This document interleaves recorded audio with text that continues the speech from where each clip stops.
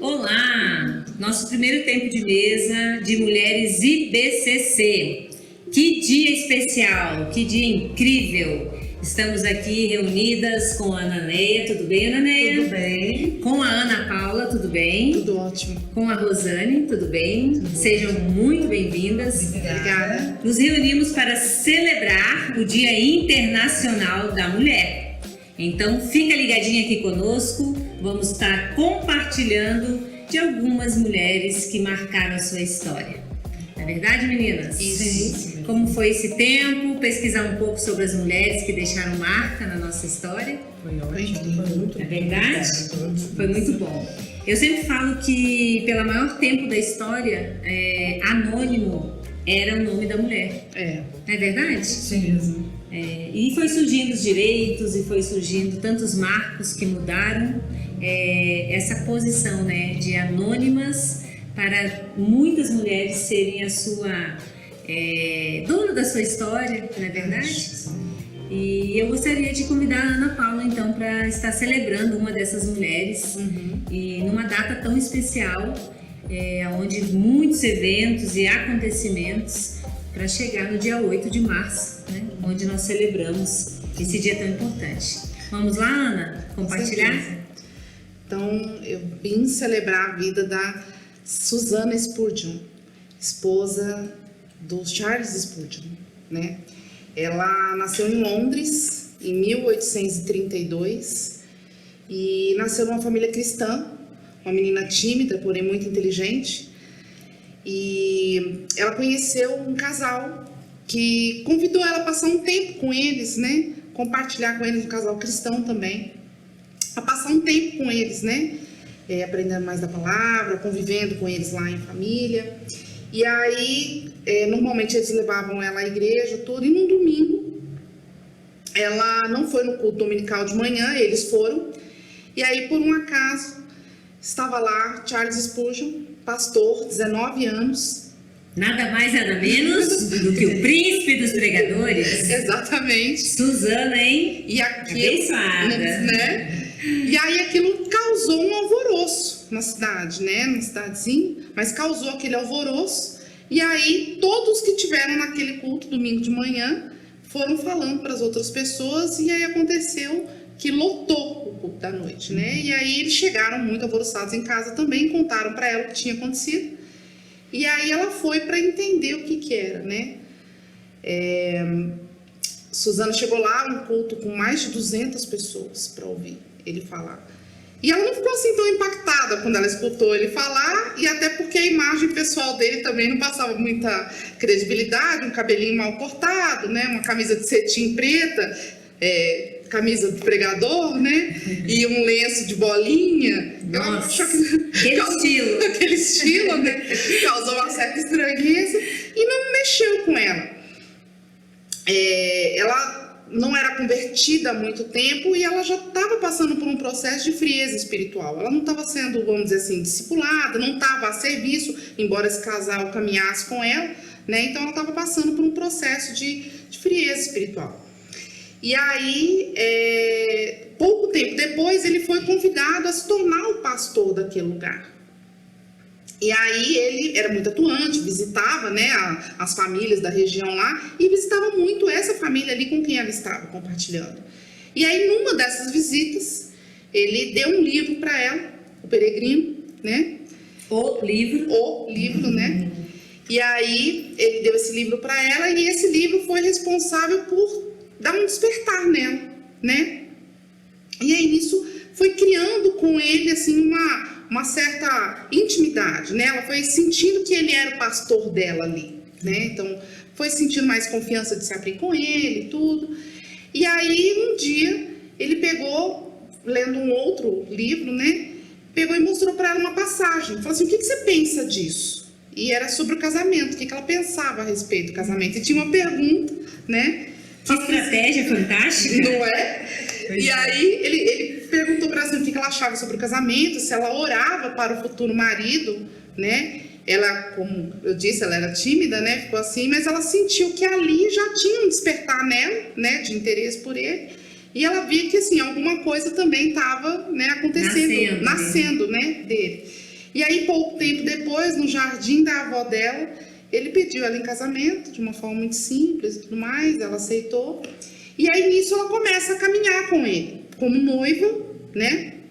Ela começa a caminhar com ele, e tem uma passagem muito forte nessa vida deles, que foi uma das pregações que ela foi com ele para um lugar mais afastado, e ele era uma pessoa conhecidíssima, né? Então, aonde ele chegava, causava esse alvoroço, como foi na história dela, quando ele foi lá na cidadezinha dela, né?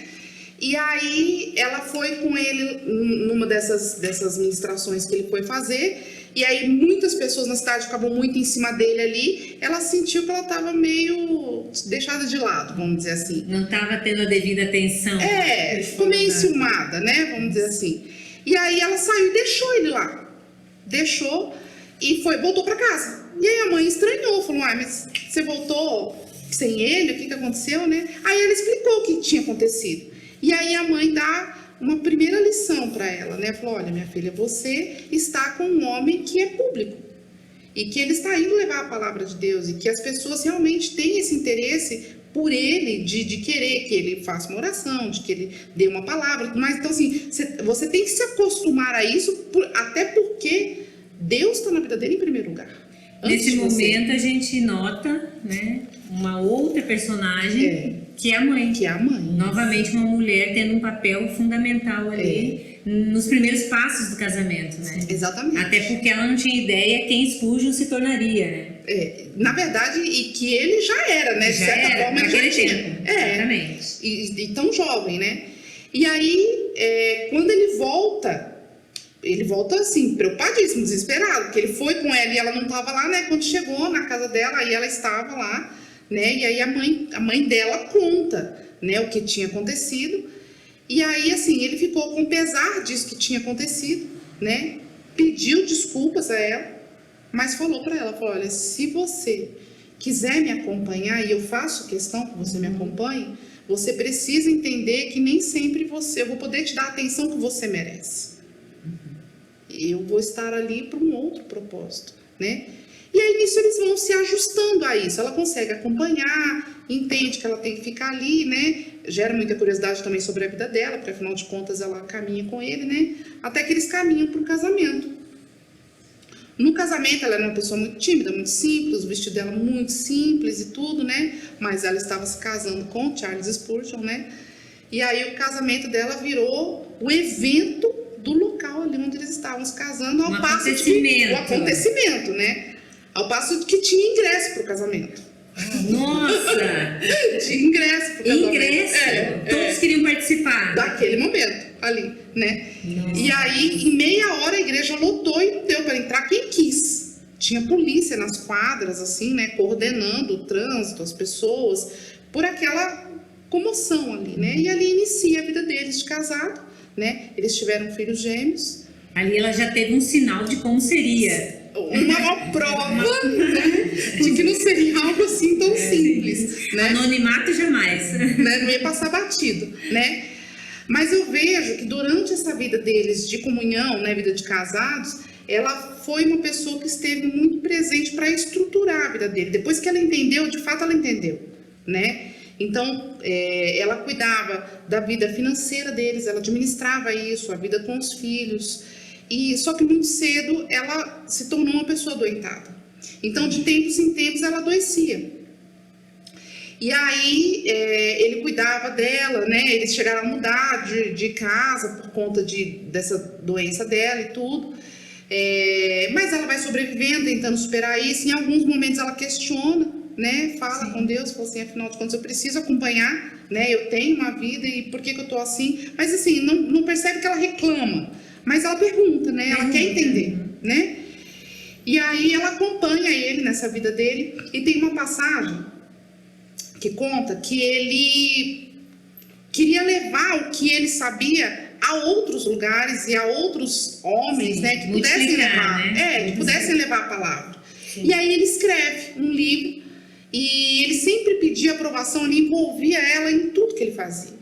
E aí ele pegou e fez essa escritura, ele entregou para ela, né? Falou assim, o que você acha disso? Tô com vontade de fazer isso, né, de levar para o conhecimento de outros homens e tudo. Eu acho que precisa, né? Tem muita carência da palavra. Sim. O que você acha disso aqui? Ela leu e ela aprovou, né, muito aquilo que ele tinha feito.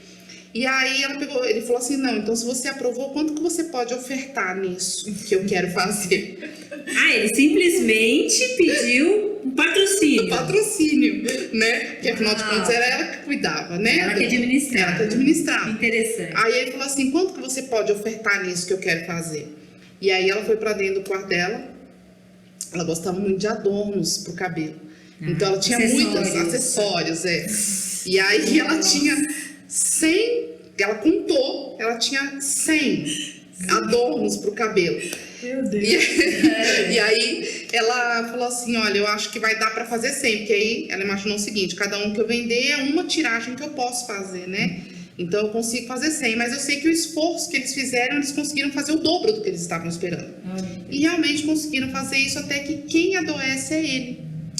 E nisso ele adoece, e tem algumas passagens que ele escreve muita carta para ela.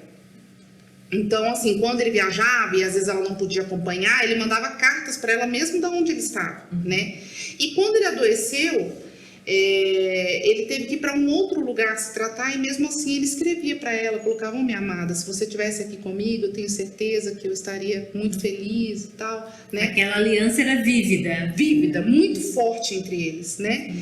E aí, isso mais ou menos aos 56 anos, uma coisa curiosa é que ela era 2 anos mais velha do que ele. Olha, né? Interessante também. E aí, quando ele, aos 56 anos, veio a falecer, né? Muito jovem, né? Eu notei que ali ela mantém aquele legado dele. Depois disso, né? Então, assim, ela entra em outras questões que vão deixar vivos aquilo que ele deixou, né? E ela, mesmo assim, conseguiu ainda sobreviver algum tempo. Ela morreu aos 71 anos, né? Mas ela deixou muito viva, muito latente a história dele, né? Ela continuou, né? Continuou. A proclamar, né? Sim. Aquilo que ele estava, a memória dele. Isso. E tudo aquilo que ele representou. Ela entendeu e acho que viveu a verdade dele ali, né? Que se tornou a dela também. Exatamente. Né? Que lindo, nesse tempo de mesa nós falamos brevemente, né, um pouquinho sobre a esposa de Charles Spurgeon, o príncipe dos pregadores. Nós notamos aqui que um príncipe teve uma princesa. Teve, com certeza. E até hoje um homem que deixa marcas, né, na caminhada com Cristo. E descobrimos também que nada disso foi possível sem a sua Susana. Sim. Então celebramos o Dia Internacional, conhecendo um pouquinho dessa história. E agora a Rosane vai também compartilhar conosco mais uma das mulheres, né, que é celebrada nessa data tão especial. Tudo bem, Rosane? Tudo bem. Que você trouxe para nós hoje? Então, também Susana. Também Susana, olha só. Mesmo. Susana Wesley.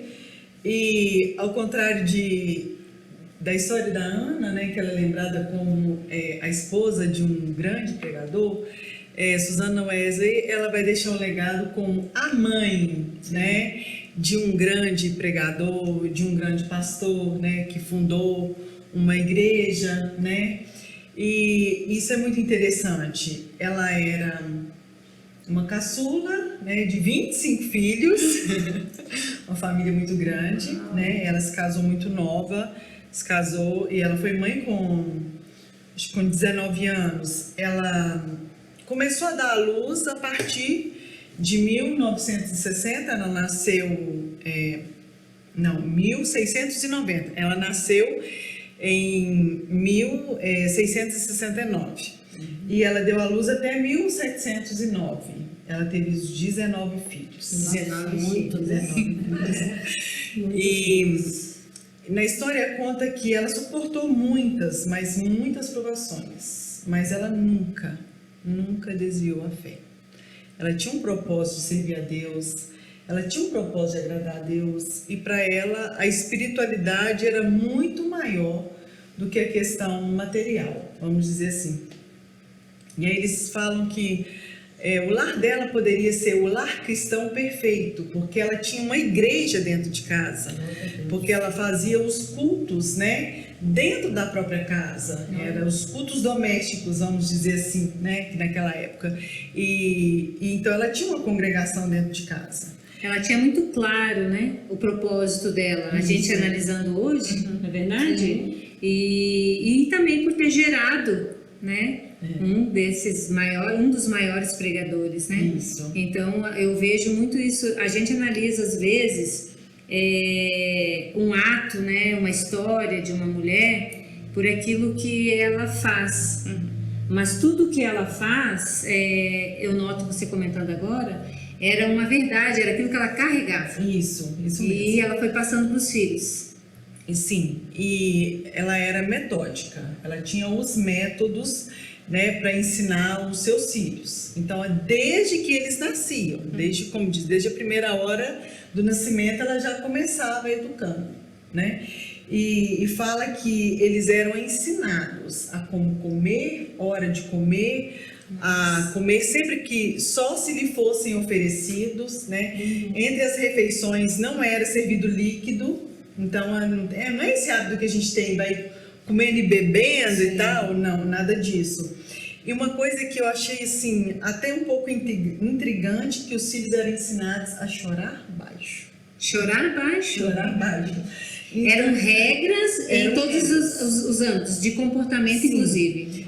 E uma coisa que não era aceitável dentro da casa, fala que não era aceitável na hora de ir dormir que alguém os acompanhasse, tipo, que ficasse na beirada da cama para poder fazer dormir. E eles jantavam criteriosamente sempre às 18 horas, após fazerem as orações, né? E dormiam às 20. Então, todo mundo ia para a cama às 20 horas. Então, era metódico mesmo.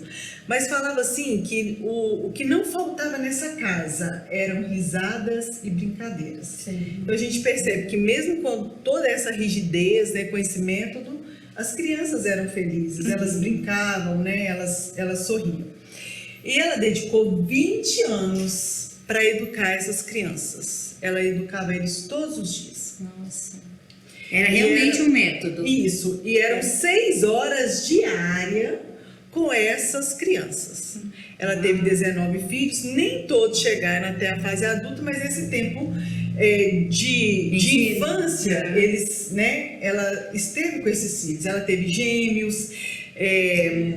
Então, assim, foi um tempo que ela gastou mesmo. Foi um tempo muito bem gasto. Quando fala que foi 20 anos, é porque ela ficou até os 20, ela, tipo assim, tinha um método até os 20 anos. Isso, né? De ela educar. Então, ela fala que nas primeiras lições, né, ela ia lendo para os filhos. E à medida que esses filhos aprendiam a ler, aí esses mais velhos ensinavam os mais novos. Então, era rigoroso. 6 horas com esses filhos diariamente, com todos. Mas ela tinha uma vez por mês com cada um desses filhos individual para dar aquilo que era necessário para aquele filho, porque cada filho tem as suas particularidades, né? E ela conhecia, na verdade, né, cada um deles na sua individualidade, doando esse tempo uma vez no mês.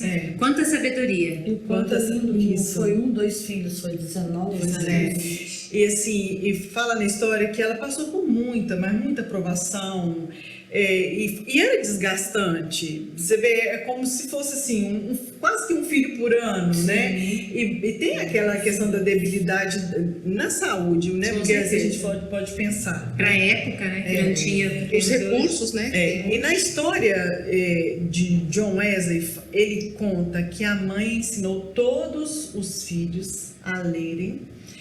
E eles todos conseguiram ler com 6 anos de idade. Nossa, já estavam alfabetizados. Exceto Samuel, porque o Samuel, ela fala que ele era o filho das provações, porque ele começou a falar com 5 anos de idade. E a história diz que ela orava por ele dia e noite, até que, né, que ele conseguisse, né, ser, né, o que ela queria que fosse. E fala que eles passavam muita dificuldade financeira, porque o marido dela não era um tipo muito controlado, né? Ele gastava além. E ela era que cuidava também dessa organização das finanças, como também a outra Suzana. Eles só não passaram mais dificuldade porque ela, né, que tinha esse controle. Além das obrigações com os filhos, com criação, vamos dizer assim, com animais domésticos e tal. E ela era muito cuidadosa. Uma coisa que eu entendo assim, como que em 24 horas do dia ela conseguia fazer tanta coisa. Com excelência, tudo isso. indica. E o que é mais interessante nisso tudo é que fala que ela, dessas horas do dia, ela tinha 2 horas a sós com o Senhor. Em que ela entrava para o seu quarto e ela fala que era nessa hora que ela obtinha de Deus a paz, a paciência e a coragem incansável. E fala que em toda a história não houve uma mulher com tanta coragem, com tanta força e com tanta sabedoria e vigor espiritual que Suzana Wesley tinha. Isso é muito interessante. E esse filho dela, Samuel, também se tornou pastor, também se tornou pregador. E numa carta, né, que ela escreve para ele, que eu quero até ler um trecho. Aqui a gente percebe, Rosane, que Samuel foi um filho que ganhou uma atenção especial. Isso. Porque ela tinha também como objetivo que todos os filhos, né, fossem, chegassem ao propósito que ela, né, sonhou para eles. Isso. E então é muito interessante, às vezes a gente olha para coisas mais simples e pensa em desistir, mas ela via o filho onde ele não se via ainda. Isso que é interessante. Então Samuel, ele foi muito privilegiado, com certeza. Com certeza. E o próprio marido, né, ele tentou desencorajar ela de tanta persistência, né, que ela tinha, né? E aí ele fala assim: considere bem que separação do mundo, pureza, devoção e virtude exemplar são requeridas daqueles que devem guiar outros para a glória. Eu aconselharia a organizar seus afazeres seguindo um método estabelecido, por meio do qual você aprenderá a otimizar cada momento precioso.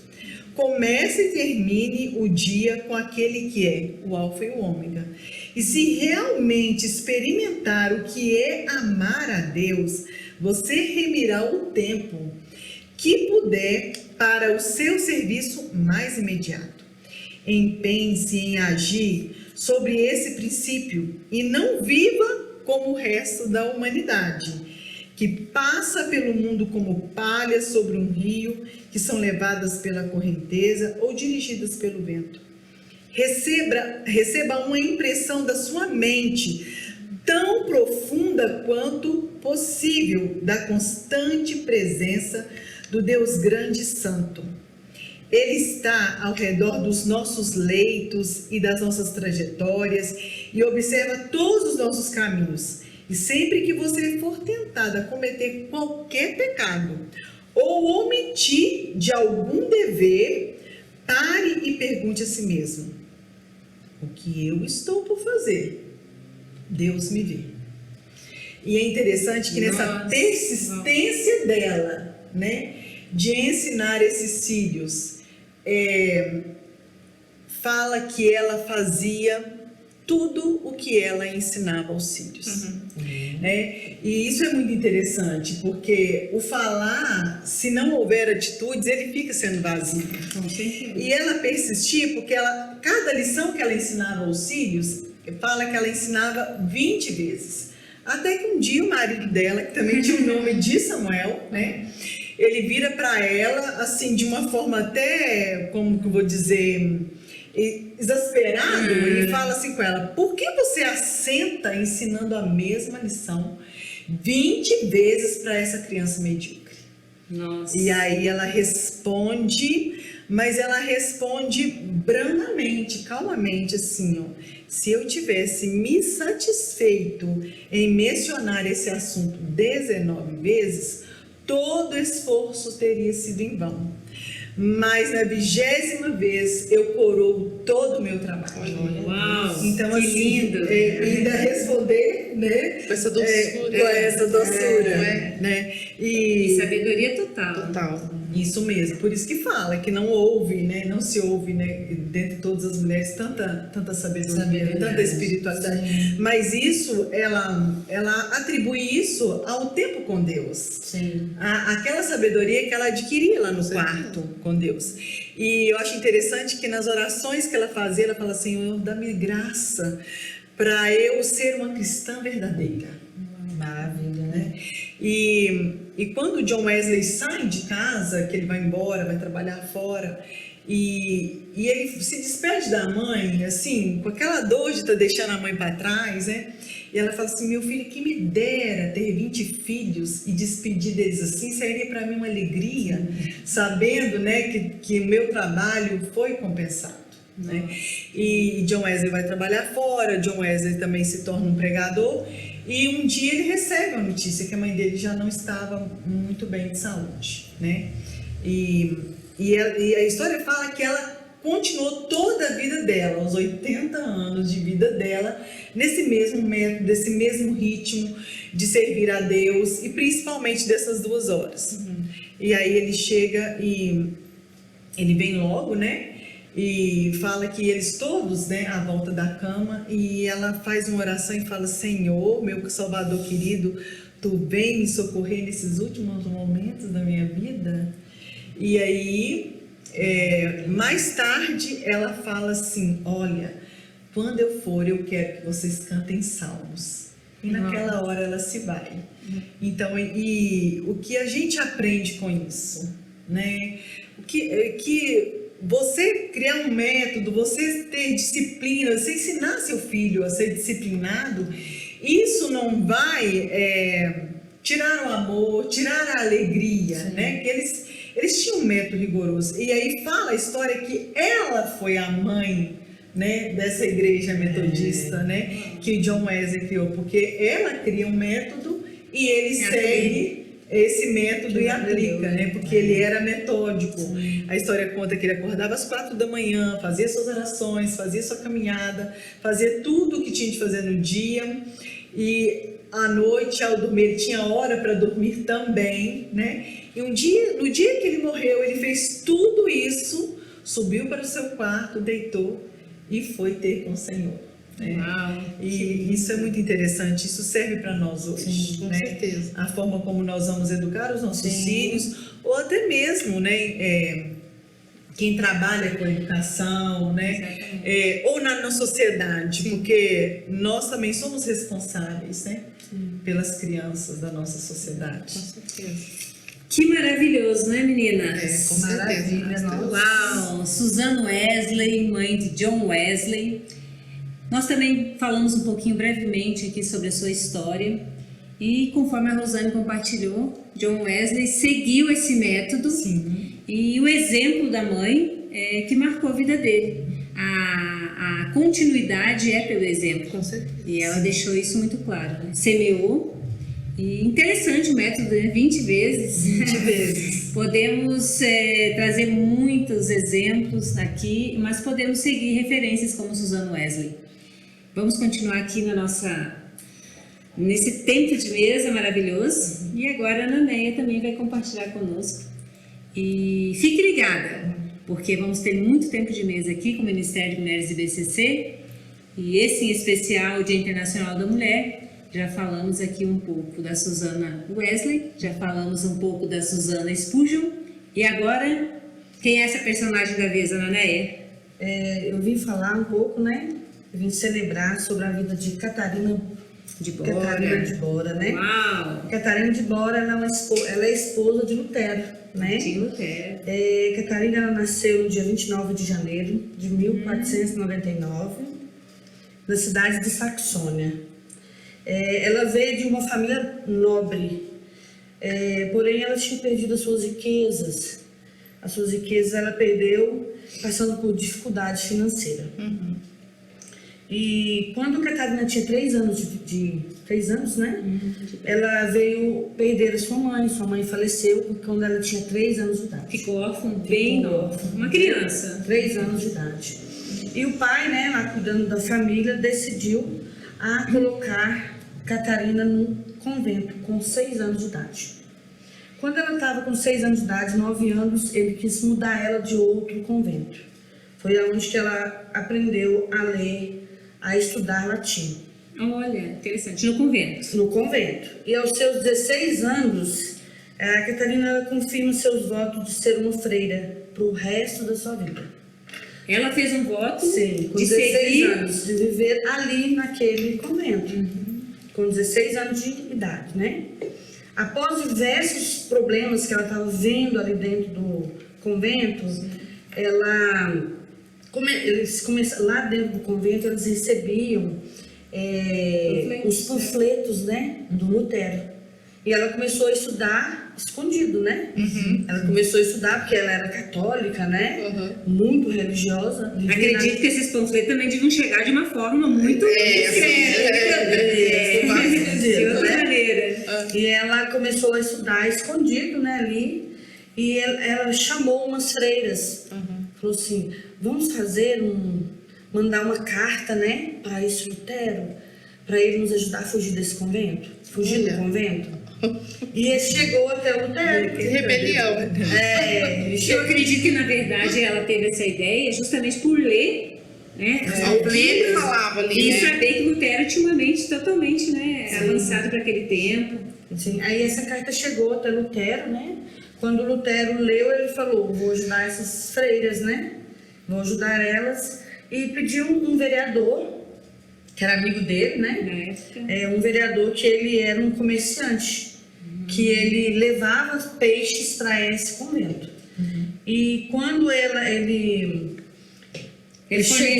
fornecia peixes para o pro convento. convento. Aí Lutero vai e chama ele para ajudar a tirar elas lá. Era 11 freiras com a Catarina. Olha, Catarina. E nisso elas conseguiram, né? Entrar numa carroça onde tinha vários peixes lá, né? E elas ficaram lá no meio daquilo tudo ali e conseguiram fugir. Só que quando Lutero, em 2 anos, Lutero tentou levar cada uma dessas freiras voltando para suas famílias. Sim. Só que as famílias não aceitaram elas de volta, porque elas não tinham muita escolha nessa época. As mulheres que eram nobres, elas tinham ou casar ou ir para o convento. E nisso, como elas fugiram de lá, os familiares não aceitaram elas de volta, né? Porque elas quebraram um voto. Sim. Elas não poderiam estar Não podia ter voltando. fugido do convento, né? E nisso, quando o Lutero ele arrumou lugares para elas morar, arrumaram maridos, né, para elas. Só que a Catarina, ele arrumou uma família? Ele arrumou um amigo dele para ela. Um candidato, Um candidato para ela. Pretendente. Um pretendente, né? Só que a família do amigo dela era muito rico. O amigo dele era muito rico, né? E a família não aceitou a Catarina. Porque ela já não era mais de família nobre. Sim. Aí não aceitou ela. E ela sempre brincava que eu vou casar com o senhor Lutero. E isso, o senhor Lutero era mais velho do que ela, né? Ele tinha... Ela tinha 26 anos e ele tinha 41.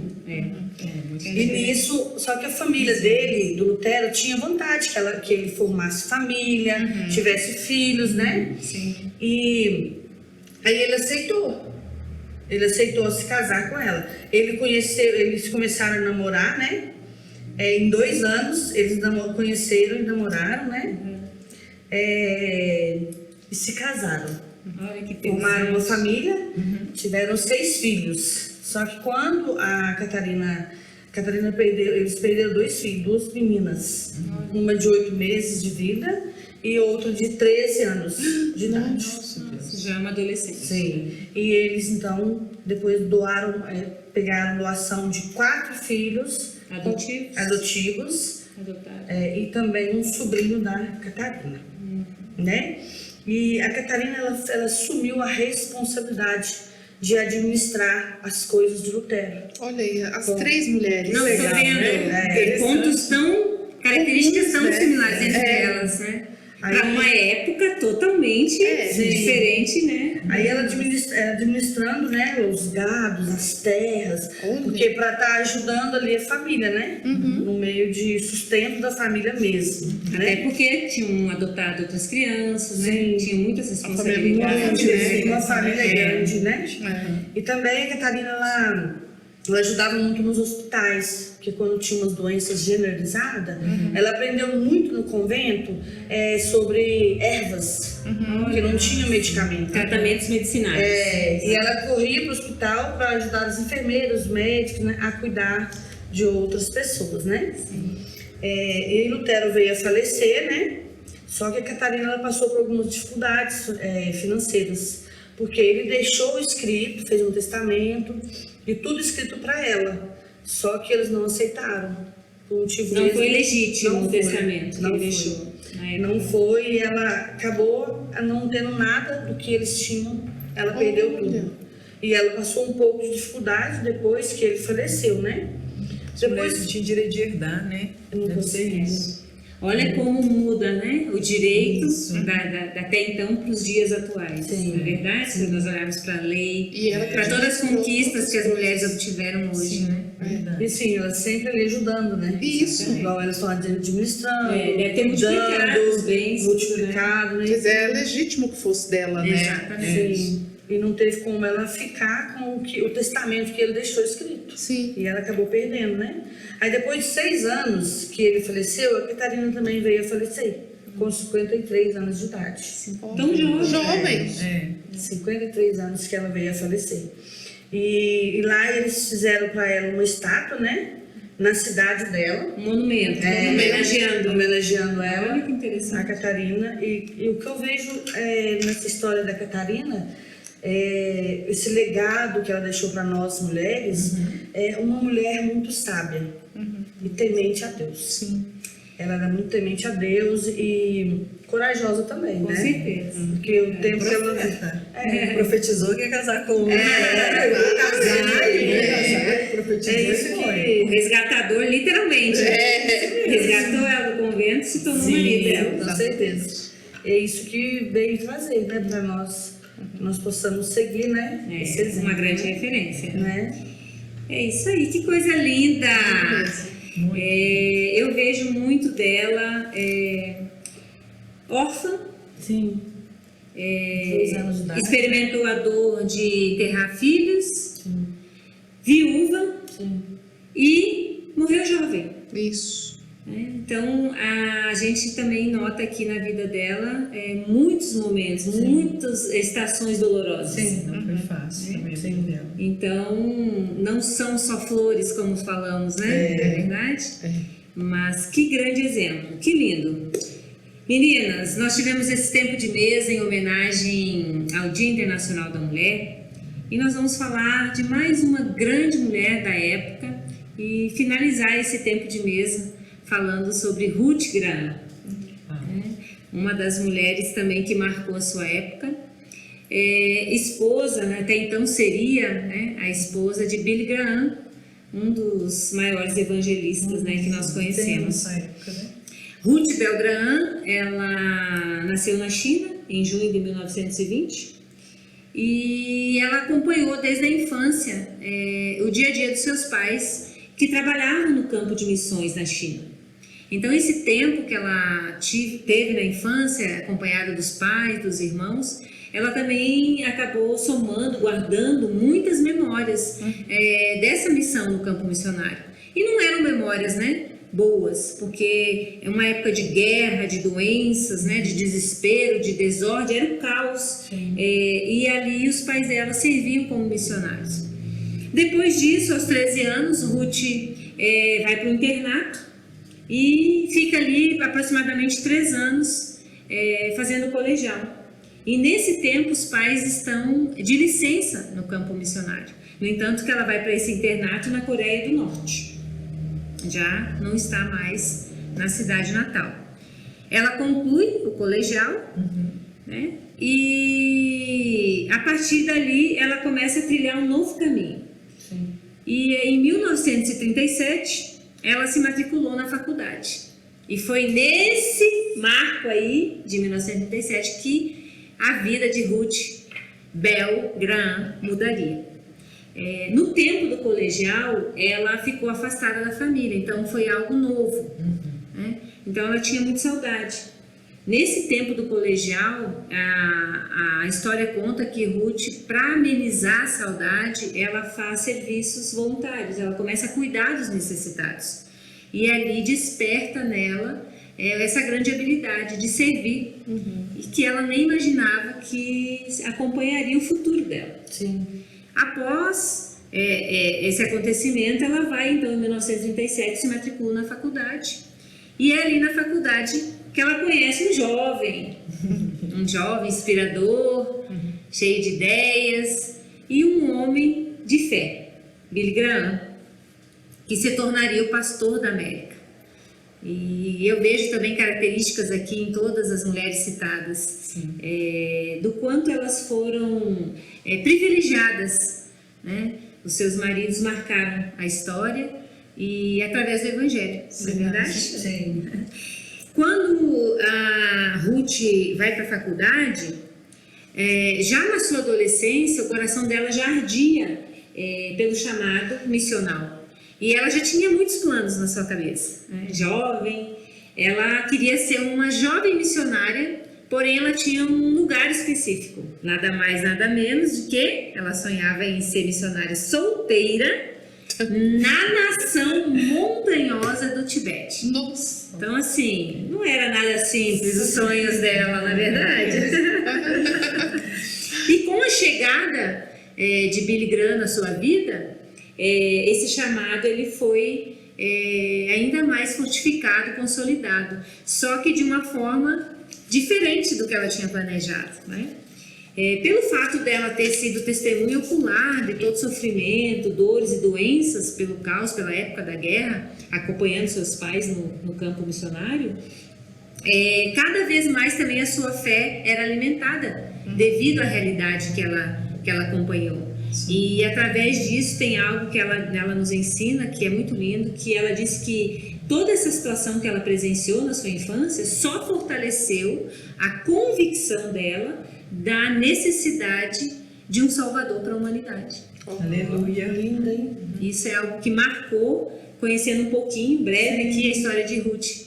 Então, aquilo que ela viveu, aquilo que ela experimentou, aquilo que ela acompanhou na vida dos pais, na vida adulta, só fortaleceu a fé dela em compartilhar e multiplicar o Evangelho.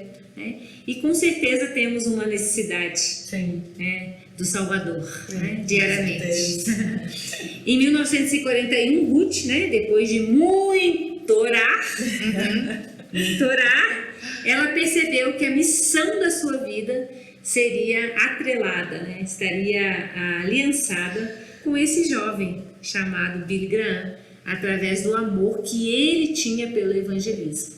Então, o desejo, o amor que queimava no coração dela pelo trabalho missionário, ela encontrou a missão dela sendo esposa de um homem que era apaixonado pelo evangelismo, pela proclamação do reino. Em 1943, eles se casaram, né? E o casamento de Ruth foi assim: logo no início do casamento, o pastor local convida Billy Graham para ele ser um evangelista, né? Mas aí ele transfere ele para o estado do Minnesota. Então, já no início do casamento, já houve uma grande mudança.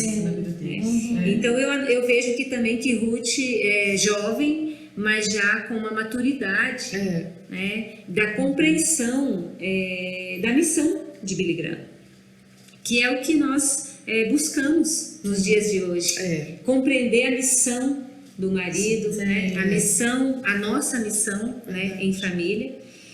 E ele foi transferido e a sua vida começou a ter muitas viagens, né? Surgiram muitos convites e a vida missionária de Billy começou a expandir. Aí o que acontece? Devido a essas frequentes viagens, Ruth já estava na sua primeira gravidez, estava a caminho, o primeiro bebê deles, só que ela ficava, né, pelo fato de ela passar muito tempo sozinha, ela pensou em algo. Ela foi, convenceu Billy a eles mudarem-se e morar perto da família dela. Então, ali com muita sabedoria, acredito, ela conversou com ele, mãe de primeira viagem, o marido só em viagem o tempo todo, né? Sozinha.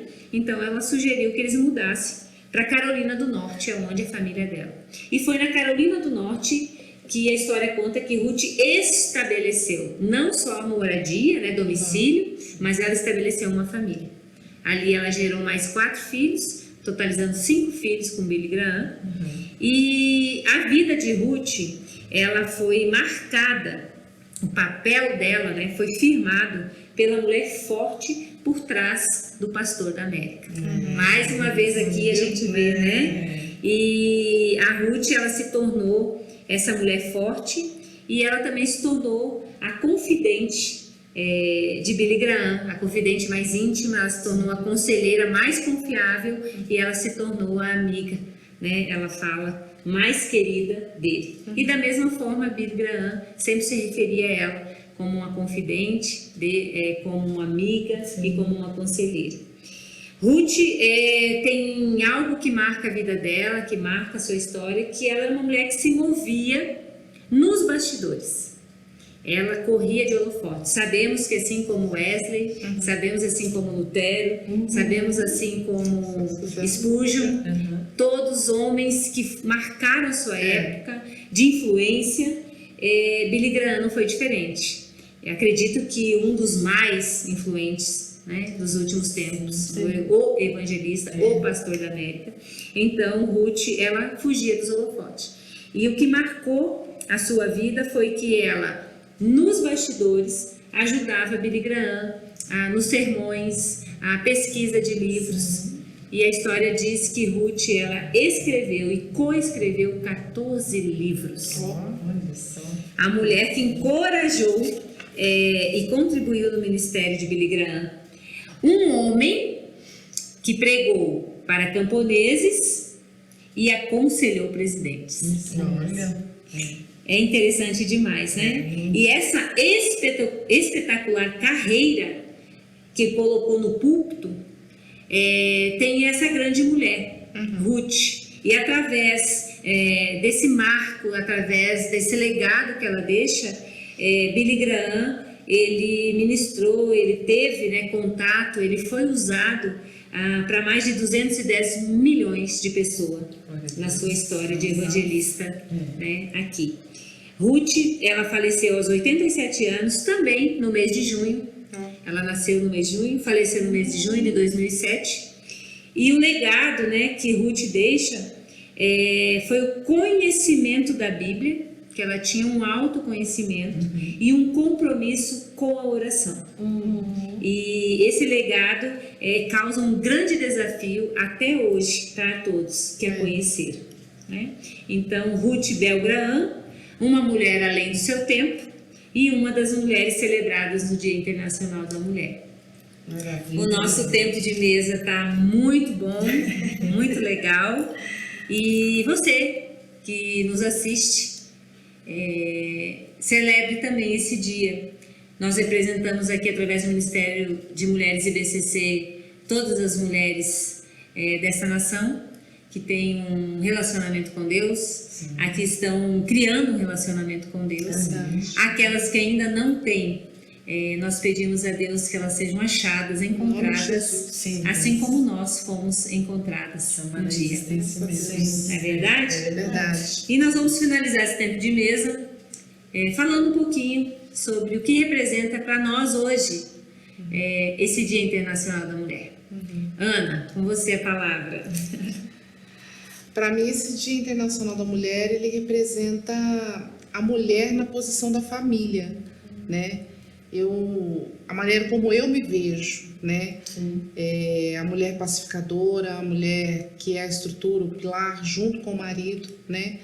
Então, para mim, o Dia da Mulher, ele representa a mulher que é presente e forte dentro da família. Para mim é isso.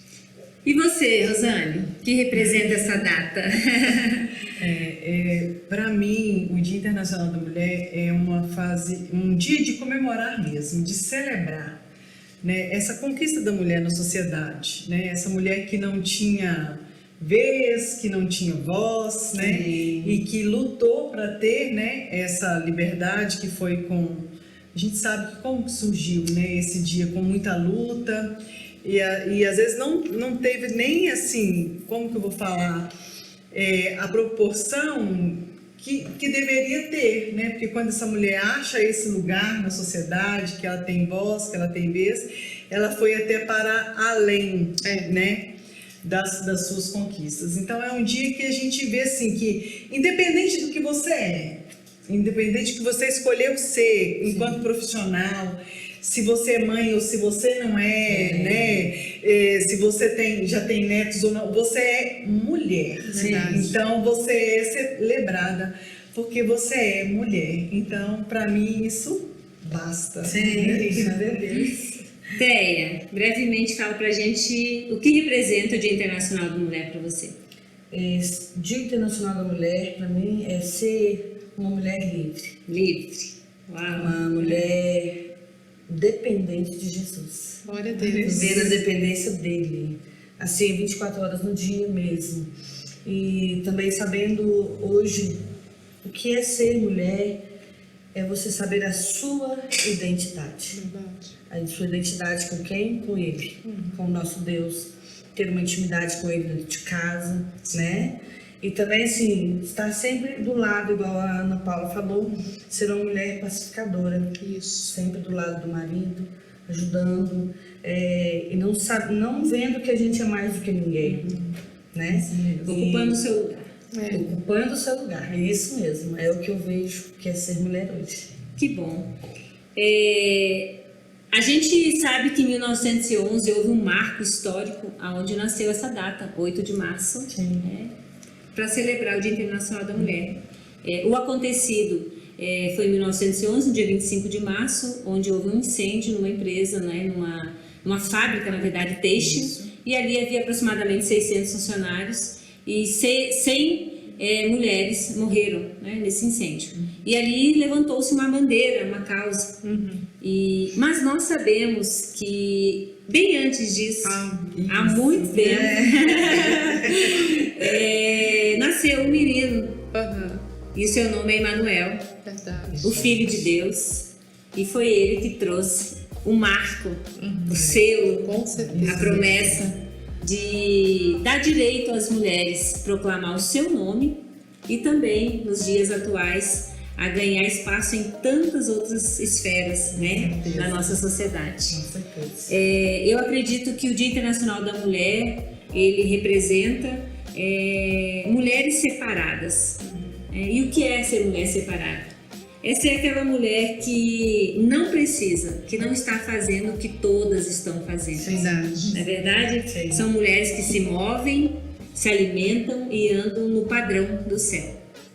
E nós queremos finalizar esse tempo de mesa hoje, dizendo para você que bem antes de 1911, nós ganhamos o direito de viver a nossa missão aqui. E todas nós aqui do Ministério de Mulheres BCC queremos desejar um feliz Dia Internacional da Mulher.